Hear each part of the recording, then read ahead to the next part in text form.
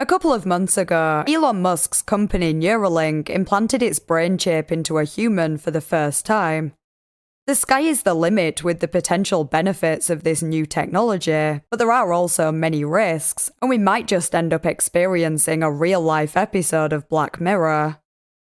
This iceberg will explore the dark side of Neuralink and may leave you wondering if some technology is not worth exploring. Let's investigate. If you enjoy internet mysteries and generally disturbing content, feel free to subscribe and turn on notifications for more content like this. If you're interested in supporting the channel, you can become a Ko-fi member or a channel member to gain access to uncut videos and other perks, or you can leave me a tip by clicking the thanks under this video. Thanks to anyone who considers this.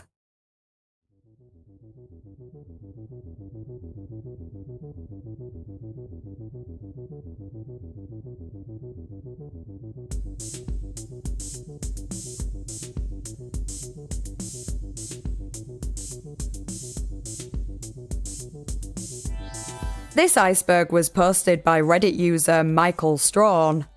Some of the entries were quite similar, so I combined them and discussed two or more related topics together.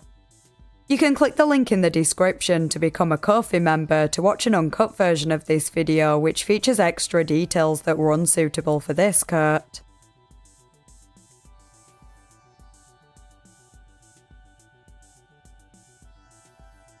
Most of the main ethical implications regarding Neuralink are covered in specific entries later in the iceberg, but in a nutshell, the potential concerns typically relate to the chip being in the very early stages of testing and little being known about its long-term effects. Although Neuralink received FDA approval for human trials in May 2023, not much information has actually been revealed about it, beyond Elon Musk's dreams of its future potential, which some experts have disputed. Some of these dreams include restoring vision for blind people, and even enabling people who were born blind to see for the first time, curing various disorders such as dementia, helping people who are paralyzed, and enhancing cognitive abilities, for example storing memories. Which all sound amazing, but many scientists aren't convinced and have pointed out various reasons why some of these benefits may be very hard, if not impossible, to achieve. One being that everyone's brain is different, so programming an implant to cure a disorder might work for one person and not work for another. Considering all the things that could go wrong with these chips, which we'll cover soon, trials will be extremely risky and could be dangerous for those participating. It's also potentially concerning that we don't actually know for sure that Elon Musk plans to use Neuralink for totally good and selfless reasons. If he has a hidden agenda, the ethical ramifications could be huge, considering we're talking about chips that can literally control a person's brain.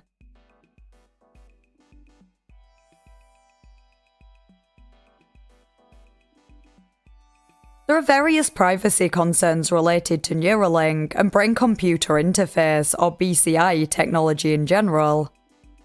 This technology involves recording and transmitting data from the brain to the chip, so in theory, access to this data could reveal information about a person's thoughts, emotions, and cognitive patterns, which opens the door to many concerning risks. This information could be used against you, and you could be bribed to prevent that from happening. You might not even know if someone is accessing this information and covertly monitoring you. This information could be sold to businesses who might use it for advertising purposes, a far more extreme way of targeted advertising than we're familiar with now, which some people already aren't comfortable with. For example, I could read your mind right now and discover that you just ran out of perfume and you're looking for a new one to try. Then I would recommend Scentbird to you, the sponsor of today's video. Scentbird is a fragrance subscription that allows you to try a new designer fragrance every month for just $17. They have over 700 perfumes and colognes from a variety of well-known brands such as Gucci, Prada and Versace, as well as indie labels like Skylar and Heretic. So whether you want to try a popular brand or one you may not have even heard of, Scentbird has hundreds of options for you. My favourite scents are coconut and vanilla, so I love the 7 Virtues Coconut Sun and Heretic Dirty Coconut. If you can't decide what to try, I'd recommend one of these. You get a 30-day supply of each fragrance, giving you plenty of time to test it out before you commit to buying a full-size bottle that you might not even like after potentially wasting hundreds of dollars. Scentbird offers affordable and flexible subscription plans. You can skip or cancel at any time, and you get to pick the fragrances, so it's all hassle-free and on your own terms. Use my code INTERNET to get 55% off at Scentbird. That's just over $7 for your first month. Available in the USA and Canada.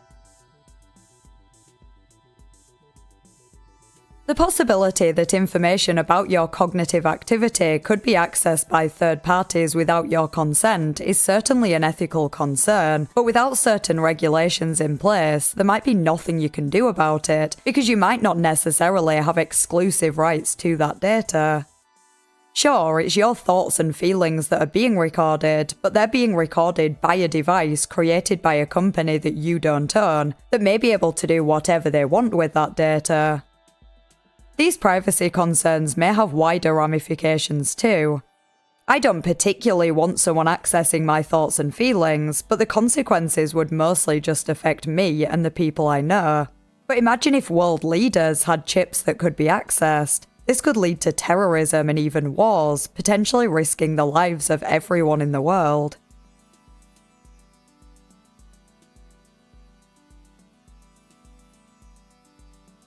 The development of BCI technology raises significant concerns regarding human identity and autonomy due to its ability to interfere with cognitive processes.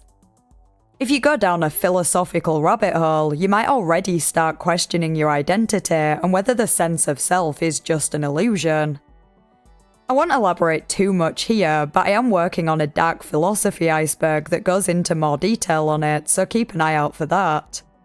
Anyway, point is, when you really analyse it, your identity is kind of hard to objectively define and understand anyway, so imagine how much harder it would be if it's basically being altered by a chip in your brain. There may come a time where you struggle to even distinguish between your natural cognitive processes and those facilitated by technology. To what extent would you even have control over your own thoughts, decisions, and behaviour? As someone who doesn't believe in free will, again, I'll explain more in the philosophy iceberg, I already don't think we really have control over these things, but it's one thing for such things to be internally determined, even if we don't have a choice about them, and another for them to be determined by technology that someone else has programmed.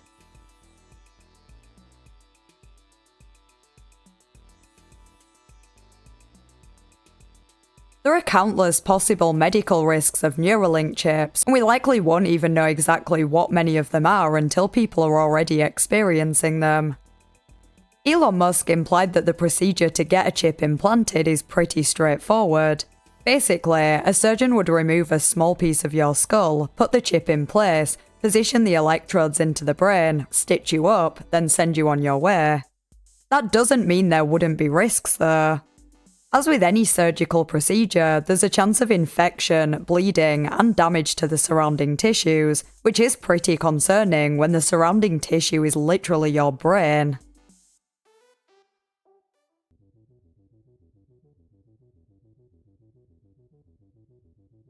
As I said before, the potential applications of Neuralink chips are limitless. It's hard to even imagine all the possibilities at this stage.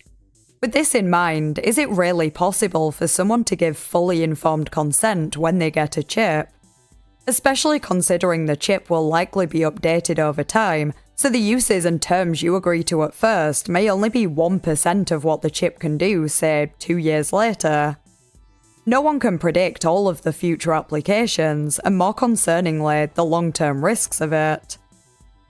It looks like Neuralink is currently focusing on individuals with disabilities and impairments, such as paraplegia, blindness, and aphasia. These conditions alone wouldn't render someone unable to make decisions for themselves, but if early human trials are successful, I wouldn't be surprised if they moved on to people who might not be able to give consent, for example people with severe brain damage or those in a vegetative state. If a brain chip could repair brain damage or make someone conscious again, that'd be quite amazing. Personally, if I was in such a state, I think I'd want to try anything that might bring me out of it, but obviously I can't speak for everyone, and there are various reasons why someone wouldn't want that. You can't just assume and make decisions for someone else based on your own opinion, and who knows if the adverse effects of the chip could end up being worse than unconsciousness.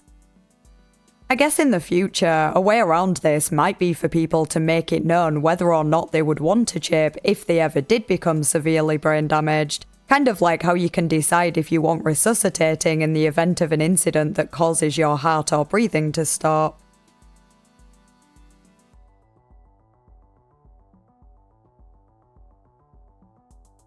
Right now, the purpose of the Neuralink human trials is to assess its potential ability to treat conditions like blindness and paraplegia, but in the future, its uses could extend way beyond medical treatment.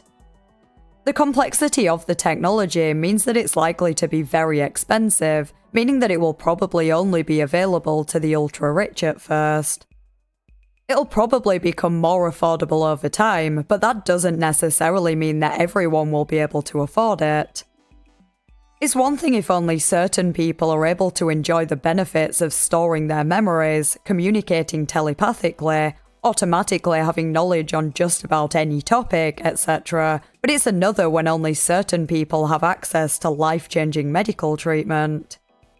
This also opens the door for the creation of knockoff replicas of Neuralink chips that could be even more dangerous than the original, or even created for nefarious purposes. Maybe criminals will start offering backstreet chip implantation for a fraction of the price of the real thing, to prey on those who are desperate to experience the benefits but just can't afford it.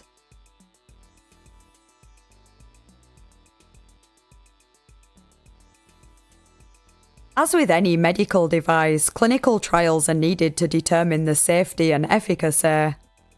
One stage of these trials is animal testing, and Neuralink has conducted experiments on various animals, including mice, pigs, and monkeys.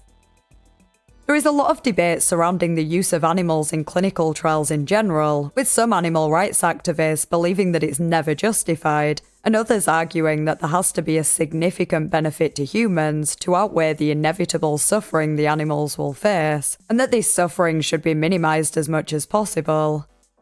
Some people believe that using more intelligent animals like monkeys is much worse than using, say, mice or rats. As for Neuralink specifically, the company has been criticised for various reasons regarding its treatment of animals that were used in the trials, and there was even a federal inquiry for potential animal welfare violations.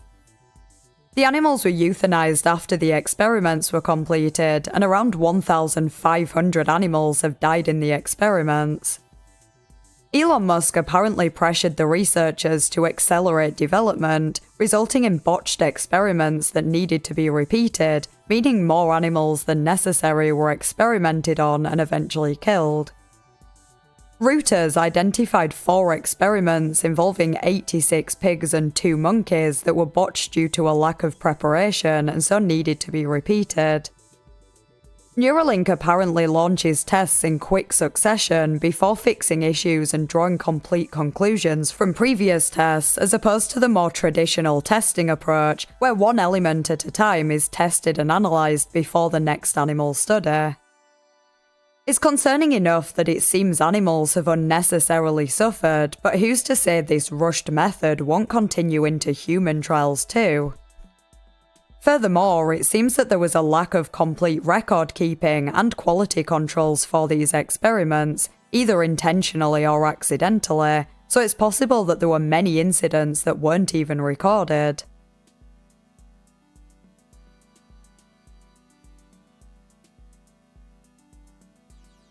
The long-term effects of Neuralink chips and BCI technology in general aren't currently known and are very hard to predict. We've mentioned a couple of possibilities already, such as problems with human identity and problems caused by only certain groups of people having access to this technology, but there are many others. For example, the health risks. No one knows how the body will react long-term to having a chip implanted in the brain. There are both physical and psychological effects to consider. The brain hasn't evolved in a way that accounts for such a device, and it's possible that it could cause damage that may render a person incapacitated, or at the very least, it could have unpredictable effects on behaviour, personality, and cognitive functioning in general. Another thing worth considering is how we will communicate with each other in a world where BCI technology is widespread. As technology has advanced, we have already seen significant changes.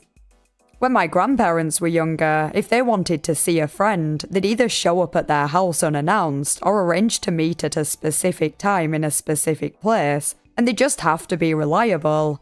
They couldn't text them on the way and say they're going to be half an hour late, or cancel at the last minute like we do now. In some ways, we are more connected now than we ever have been. We can FaceTime a friend who lives in a different country rather than waiting weeks to receive a letter from them. We can be in constant communication with family members through texting or social media. But also a lot of us actually spend a lot less time in person with people than we would have if we were born 100 years ago. These differences will likely only increase as technology like BCI is introduced. Even when we visit someone in person, it's possible that we'll be able to communicate with them telepathically and transmit thoughts and emotions from our chip to theirs. So will we even speak much at this point? Furthermore, will our conversations have as much depth in the future? A brain chip would potentially allow you to access all the information on the internet in the same way a thought would enter your mind. In many ways that'd be great, but you have to wonder what any of us are actually going to have to talk about at this point. Think of all the conversations you've had in your life where a friend or family member taught you something. There wouldn't really be any point in such conversations if you had an advanced brain chip, because you'd already know everything. Why bother describing something that happened to you yesterday if you can just transfer the memory to your friend's chip? When you think about it, most of the conversations people have now would be rendered pointless in a world where you instantly have access to all information that you could ever possibly learn. It's also interesting to consider what the education system would be like in this future. Would there even be one? I was thinking at first that teaching maths and science would probably be unnecessary, but perhaps more hands-on subjects would still need to be taught. But actually, they probably wouldn't. Take dance classes, for example. Theoretically, your brain chip could be programmed instantly to move your body to any dance routine. You wouldn't have to learn how to play a guitar or a piano, you could just download the ability to play through your chip. We've already mentioned the potential effects of Neuralink only being available to the rich and how that would widen the gap between different classes, but this technology could create a whole new divide. Even in a world where brain chips were available to everyone, not everyone will choose to have one. Look what happened when 5G was rolled out. You had people destroying mobile towers because they thought 5G was dangerous. Imagine how much more extreme opposition would be regarding brain chips.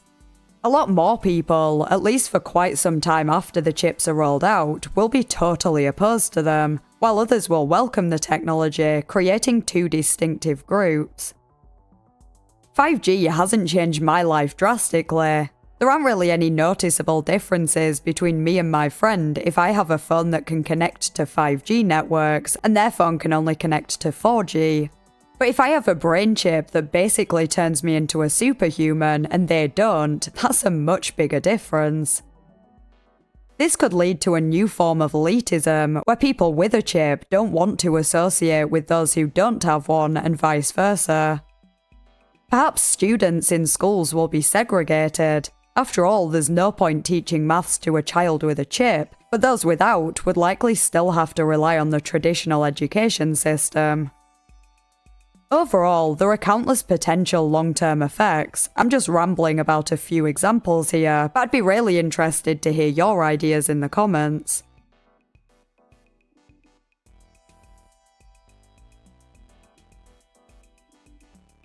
As I already mentioned, it's possible that someone could be able to hack into your brain chip and access information, such as your thoughts and feelings. Perhaps more concerningly, they might even be able to control you. The chip would potentially be able to override the natural processes of the brain and therefore completely control it. In some ways, this could be a good thing. For example, a doctor might be able to treat mental disorders by programming the chip, but if someone with nefarious intentions gained access to it, the consequences could be terrifying. Someone could alter your thoughts, feelings, and beliefs, which could in turn affect your actions and behaviour. They might even be able to directly control your physical movement, turning you into a puppet. You could be coerced into joining a cult or forced to commit crimes, and who knows if you'd be able to prove that you were hacked and didn't do it willingly. Every belief or opinion you have could be changed, from your political views to your religious beliefs, and the ramifications could be huge.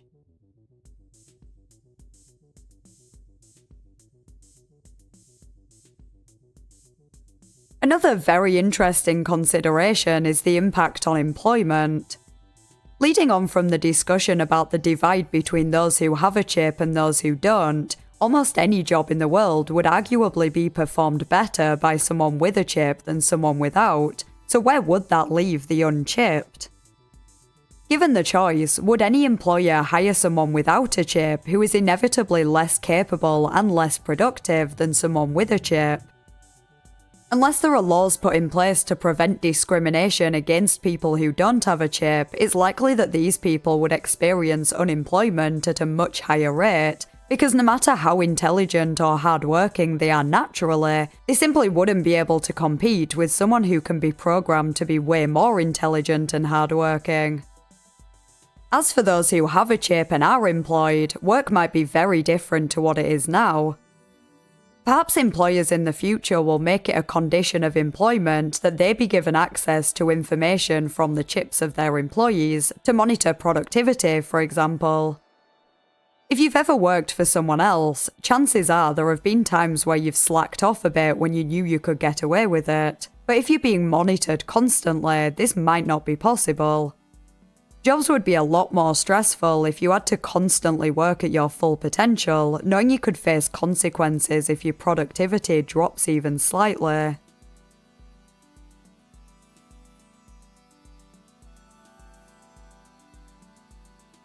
There are many concerns related to the technological reliability of Neuralink chips. Surely the durability of the implants could not be guaranteed. The materials could degrade over time, there could be mechanical wear, or even immune responses over time that could compromise its functionality, leading to device failure or malfunction. If your phone breaks, it's easy to just take it to a repair shop or get a replacement, but if your brain chip needs repairing or replacing, you can't just pull it out and post it to the manufacturer, you'd need to go and have an operation.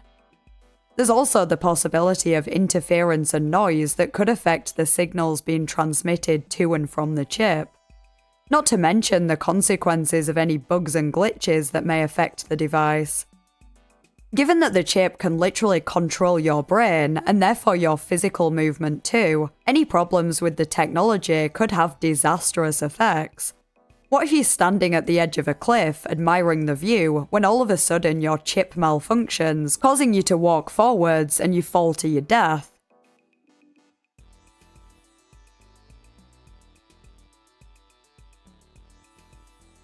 It's inevitable that when humans are well acquainted with BCI technology, they'll become dependent on it, like we now rely on our phones and the internet and GPS. But what happens if this technology is eventually revoked? Brain chips will significantly change how the brain works, and I wonder if it would even be able to go back to working naturally afterwards. Maybe people would start experiencing withdrawal symptoms similar to drug addiction. It makes sense that people might become addicted to the features of the device. There'll probably be some way of inducing pleasurable sensations with it, and on one hand this might be a good thing. It could be used as a replacement for recreational drugs. Maybe it'd even be used to help people recovering from drug addiction, as there'd likely be less physical side effects when compared with, say, heroin. That doesn't mean there'd be no side effects though. I doubt it'd be physically healthy to be constantly stimulating the brain in an unnatural way, and perhaps overuse could induce psychosis or other psychological problems. Another consideration is the manipulation of emotions. It sounds like it might be possible, at least to some extent, to control your emotions with a brain chip, and if that was the case, why would you ever choose to be sad? You could theoretically block every negative thought that might cause you to be unhappy, or when faced with a situation that makes you sad, somehow change the emotion you're feeling to a positive one. On the surface, that sounds great, but humans are supposed to experience a range of emotions, and we don't know what the effects of preventing these emotions would be. Not to mention the effect of removing the association of bad events to negative emotions. Imagine a close family member dies and you can only feel happy about it. Surely that could cause psychological problems eventually.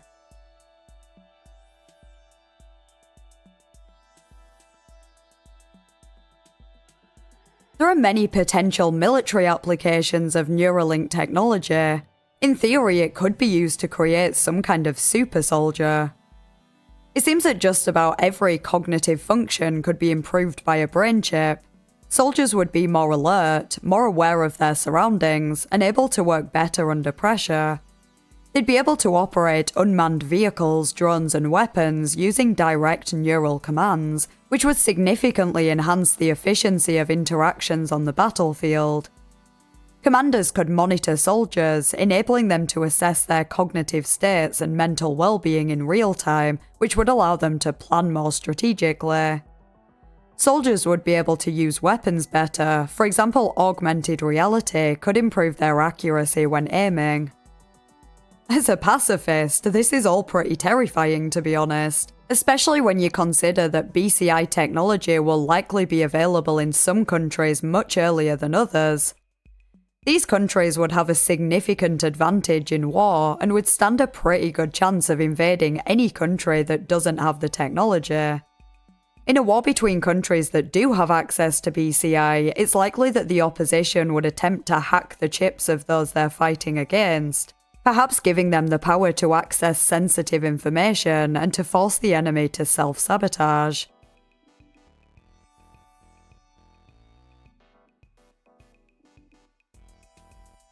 There are various concerns related to children and BCI technology. I mentioned earlier that it's debatable whether or not an adult could give fully informed consent for a brain chip. This is magnified significantly when it comes to children. Arguably, there are many benefits of children having brain chips.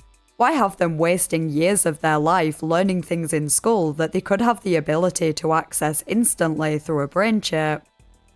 In a world where this technology is widespread, maybe it'd make more sense to introduce children to it at an early age, rather than overwhelming them with it as soon as they legally become an adult.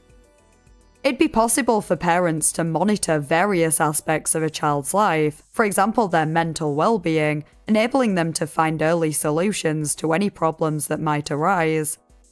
On the other hand, you could argue that children have a right to some level of privacy, and a device that enables their parents to monitor everything, from their thoughts and feelings to their memories and interactions with others, is overstepping a boundary.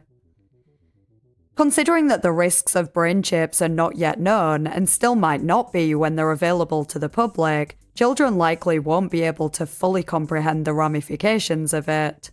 Plus, any side effects may be much worse for children when their brains are still developing.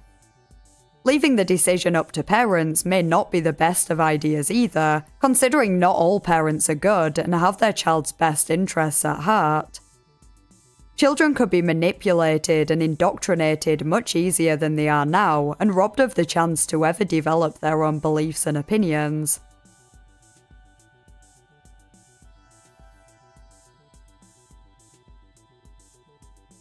A major potential feature of BCI technology is the ability to record your thoughts, feelings, and maybe even your memories. What happens to that data when you die, though? Preferences will vary from person to person. Some would want their data to be deleted, whereas others might not really care what happens to it. There might not even be an option to delete it though, depending on the future decisions that are made regarding who owns that data. There's likely to be a lot of disagreement when it comes to whether that data would be useful to society, and therefore whether it should be possible to delete it. I doubt my thoughts and memories will be of much use to society when I die, but imagine if it was possible to delve into the minds of, say, Einstein or Aristotle. If they'd had brain chips in their time, there'd be a lot of valuable information there. Maybe it would even be possible to upload this data to a robot and create some kind of android copy of a person. This could be done with or without that person's consent and may introduce various unique problems. For example, the android might start out as a copy of you when you died, but will it remain like that, or will it develop in its own way from there? You would have no control of how it did develop. And even though you're dead, it's possible people will interact with this android as if it's you, and if it eventually changes in bad ways, maybe people will associate those changes with you, tarnishing your memory.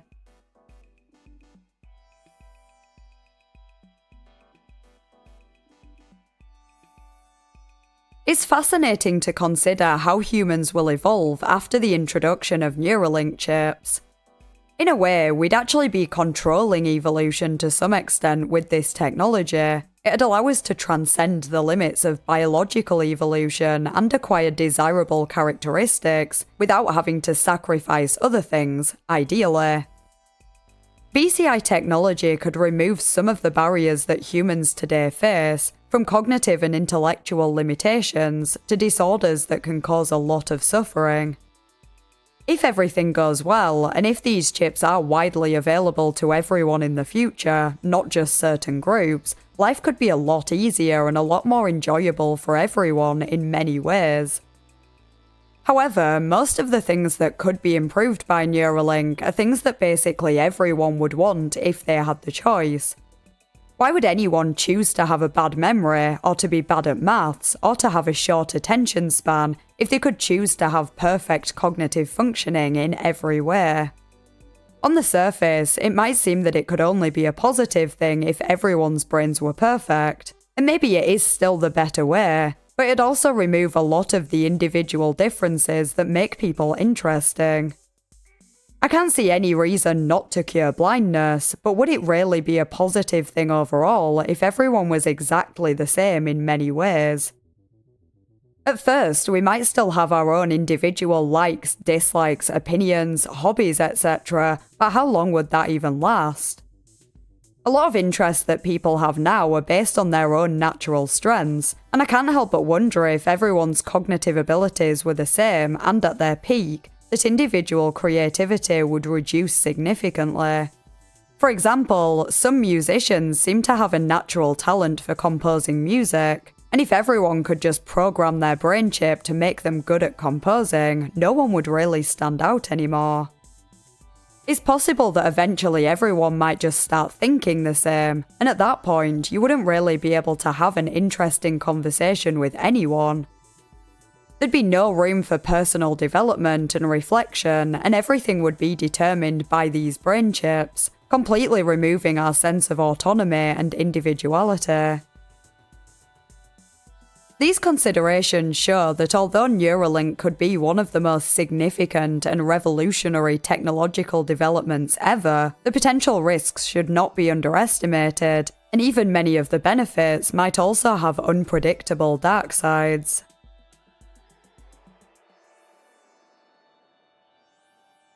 I'd be interested to hear your thoughts in the comments, plus any other icebergs you'd like me to cover in the future.